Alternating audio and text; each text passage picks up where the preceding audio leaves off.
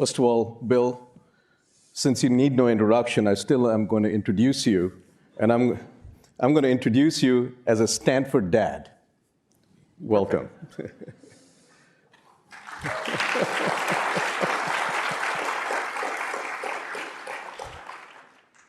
So let me first say, my first encounter with you was when I was in few months as a first director of RPE, and people had arranged a meeting with you in your office. And I went out there, and you were a few minutes late, but you walked in with a document, and I realized that was my congressional testimony. And I said, shoot, I'm going to be grilled. Which you did. You did grill me nicely. But then I think I told you that, Bill, I think you're the only one who's actually read my testimony.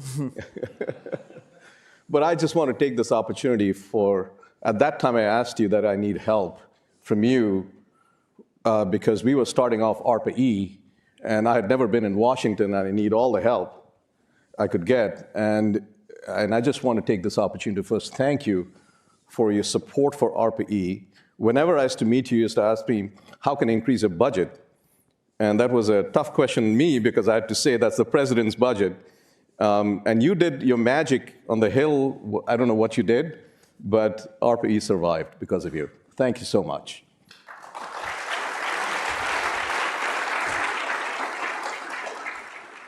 So let me start by saying a few things. You are one of the founding fathers of the computing industry. You democratized computing, and you touched billions of people. And for those people who you could not touch with computing, you and Melinda have touched with your incredible work on global health, and for which, and I'll just put it out there, I know you're not looking for it, I hope you get a Nobel Peace Prize at some point. Thank you. So given all that, you're pretty much with your work, your legacy, you have touched pretty much all of humanity, almost. So how did you get interested in energy? Well, how can you not be interested in energy? I mean, civilization, as Václav Smil, who's the best writer about energy, says actually his latest book, I think it's his 42nd, is titled Energy and Civilization. And I recommend all 42 of them, but this one, if you don't have time to catch up, just read this one. It covers a lot.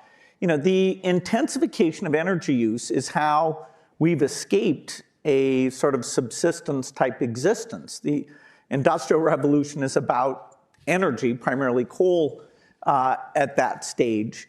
And when I put my foundation hat on and look at, okay, what needs to be done for Africa, poor countries in general, but particularly Africa, the amount of electricity per person has gone down in Africa over the last 20 years. And there's no way you can there's an upper bound on what you can do with an economy unless you get infrastructure, including roads and electricity, up to a certain level. So it's a huge concern that all these developmental goals we have are unachievable unless you get energy available there. And then you combine that with the fact that the people who are the most going to suffer from the built-in warming that is unavoidable and from the additional warming that is avoidable that we won't avoid, those are subsistence farmers in Africa. You know, they're going from having 1 out of 12 years where their harvest fails, they will get to the point where it's 1 out of 4 years. And that leads to, severe malnutrition, starvation, at a time when the population growth, soil quality, many factors are working against you. So I'm not just a believer in taking the 9% of your income that Americans spend on energy and saying, okay, let's just pay a premium to feel like we're clean people, but rather you've got to solve this problem for China, India, and Africa without making energy super expensive. So that, that constraint makes what's already an almost impossible problem even slightly more difficult. So given your interest in this, when the Paris Agreement was going to be signed in Paris in 2015, you put together with your fellow, high net worth individuals around the world, something called the Breakthrough Energy Coalition. What was your goal? What was the long-term goal in that? Well, my general view, when people come to me and say, hey, the world is going to fall into a state of disaster, this is a huge problem, it's unsolvable, my view is, well, maybe they're underestimating the power of innovation to come along and change and improve things. And so in the 90s, when I was reading about climate change, and then after 2000, where Ken Caldera, David Keith, a few people, I started having them on a regular basis to educate me and telling me what to read about climate change.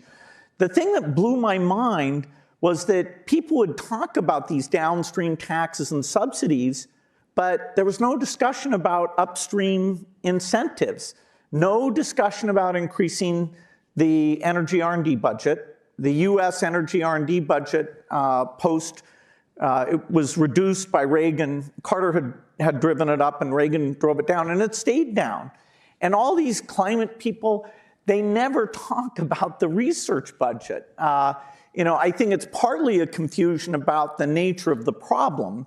What it means that electricity is only 25% of the problem, and you need reliable electricity. And the goal is not to take a bow because you use natural gas and you got a factor of 2. That's nothing. That contributes 0. In fact, because the forcing function is sooner on natural gas, completing coal to natural gas right now in the next 50 years and then shutting it down, that's a net addition. It's just that you're doing your math wrong because you don't understand the way the lifetime trade-offs are done for natural gas anyway.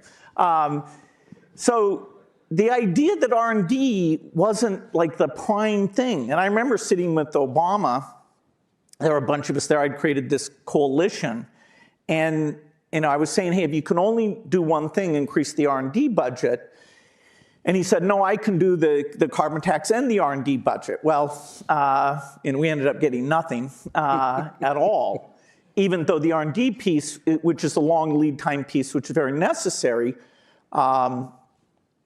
probably could have been done. So in any case, as part of the Paris Climate Accord, I'd gone to 30 different countries and said, will you come and commit to double your energy R&D budget? And in fact, the only reason Modi came to the event was because he was enthused about that. We picked his name for it, which was called Mission Innovation. And there was this big announcement there. And in fact, most of the countries that announced have followed through. The US is slightly off a straight doubling, but in total, an extra $3 billion now has gone into R&D since that event, which does tilt the odds slightly in the favor of the breakthroughs that we need. Now, we also need the basic research budget is only an enabling thing. You need the next step after that, but it is certainly critical and was not on the agenda. So a lot of people are very optimistic, as you know, with wind and solar, the renewables cost coming down, the battery costs are coming down. You think that's enough, or do you think we need more? That is so disappointing. I mean, really. Václav yesterday, he said, okay, here's Tokyo, 27 million people. You have 3 days of a cyclone, basically every year. It's 22 gigawatts rate over 3 days. Tell me what battery solution is going to sit there and provide that power. I mean, let's not joke around. You're multiple orders of magnitude, $100 per kilowatt hour. That's nothing. That doesn't solve the reliability problem. And remember, electricity is 25% of greenhouse gas emissions. Whenever we came up with this term clean energy, I think it screwed up people's minds because now they don't understand. I was at this conference in New York, I won't name it, and they were saying, all these financial guys got on stage and said, oh, we're going to rate companies in terms of their CO2 output. And we're going to say this company puts out a lot of CO2 and financial markets are magical, and all of a sudden the CO2 will stop being emitted. And I was like, okay, how are you going to make steel? Do you guys on Wall Street, do you have something in your desks that makes steel? What? Where's the fertilizer, cement, plastic? Where's it going to come from? Do planes fly through the sky because of some number you put on a spreadsheet? So the madness of this so-called finance is the solution. I just don't get that. There is no substitute for how the industrial economy runs today. And, the paradigmatic country is India. Will India pay a premium price to have materials to build buildings, to get rid of slums? Will they pay a premium price for air conditioning? Basically, the answer is no. The voters there won't, and they probably shouldn't, deny themselves when their greenhouse gas emissions per person is only a 20th of what the US has already emitted.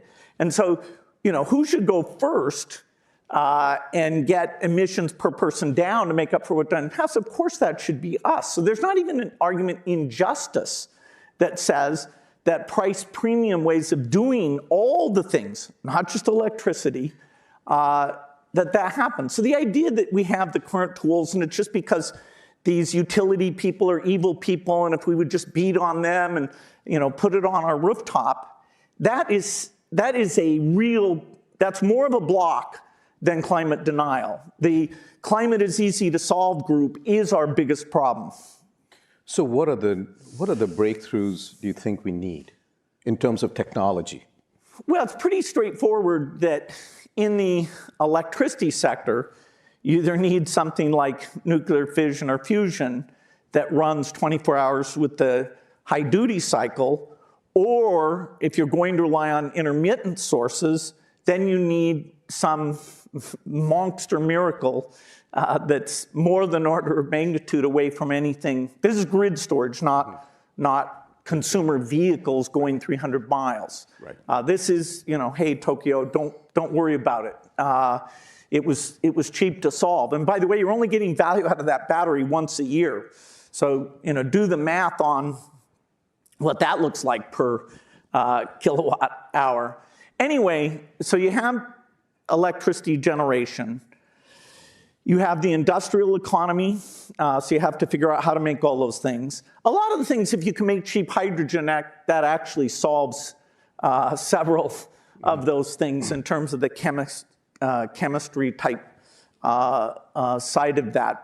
But steel and cement are kind of special and require particular solutions. You have transport problems other than cars, which the energy intensity is far more difficult. And the 24% of the emissions are agriculture and meat related emissions. And those are very difficult. There, I fund things like Impossible Foods, Beyond Meat, a variety of companies to try and completely change how products that the acid test is, can you tell it's artificial meat or not? If you can tell, we're in big trouble. So the goal is sometime in the next 5 years to have that product, at least in the ground beef category, be such that you cannot tell the difference. And that's pretty big. I mean, cows, if they were a country, they would be in the top 5 emitters in the world. And that's just cows. And people, believe me, they've tried to feed them different things or put a little torch on their butt or things. It doesn't work. But it's also the deforestation that is caused by grazing and things like that. That's right. But the beef, if you get to a certain GDP per person, actually, you have reforestation. So Massachusetts today is more forested than it's been in the last 60 years. But in general, you do get deforestation. So if you take Indonesia and Brazil, their biggest category of emissions by far is the land use piece. If you take Australia and New Zealand, it's the cows that are there that are the biggest. So you need innovation in a surprising number of sectors of the economy. And unfortunately, the goal is zero. Actually, the way they do the models now, because they're trying to make it look like 1.5 degrees isn't the biggest joke ever.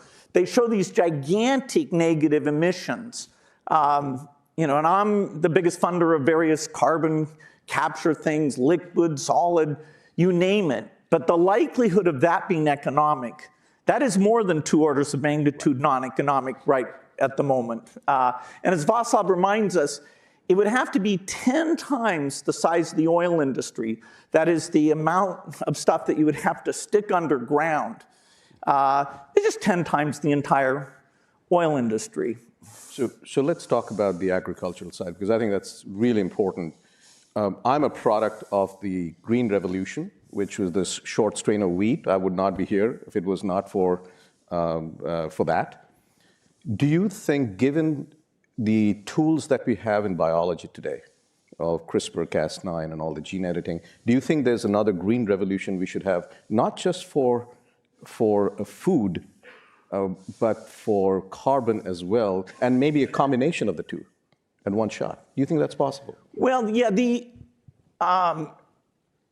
Gates Foundation funds a thing called improving photosynthetic efficiency. And there is literally a factor of 2 to be had in terms of changing the basic photosynthetic pathway. There's about 4 different things you have to do. But the photosynthetic pathway is not optimized. That is, there was an evolutionary bottleneck when CO2 levels were very low, and these plants don't have the right rubisco and the right, they turn off, they don't like to die. And so they're not maximizers in terms of their output. And so there's various ways that you can change photosynthesis. That would be extremely valuable, not just in the plant economy,